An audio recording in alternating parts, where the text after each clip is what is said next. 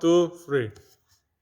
Welcome to the beautiful synagogue in the religious kibbutz, Lebיא. A small story from 1938, when Hitler and his cohorts had already entered into Austria, and at the beginning of 1938, in November, the night of November the 10th, 1938, there was an order to burn all the synagogues in Germany and in Austria.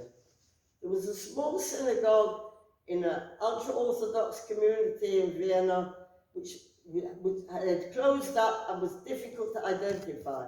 The following morning, the Gabaim, the administrators of the synagogue, told the youngsters, you go in and you take out the scrolls of the law, because the neighbors will tell tales that is a synagogue, and that there are scrolls of the law they didn't manage to burn. So the teenagers went in and took out the scrolls of the law, and amongst them was a young man who found the scroll that had been written in the end of the 19th century, and it belonged to his family. Took it out. His mother had given him a blanket to wrap it up. He ran through the streets of Vienna to a place where there were very few Jews. He delivered it to the post office, had to sign a customs declaration. It wasn't that sort of thing that youngsters were used to doing. So he wrote, I put in a scroll. He didn't say scroll, he said a roll, a sort of in German.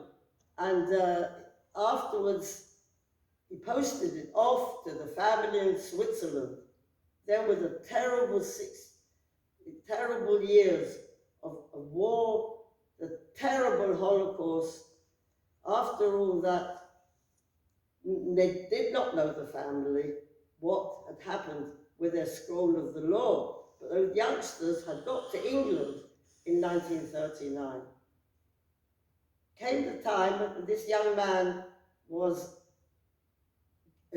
getting married, and they sent messages from England to the family in Switzerland, who arrived bearing the scroll of the law, which they decided by unanimous vote he should have it and do what he thought with it, and he put it into our kibbutz, and here it is today, this beautiful Sefer Torah, scroll of the law, and with a cloak on it, that ordered here from the kibbutz, with the names of that community that sadly was wiped out.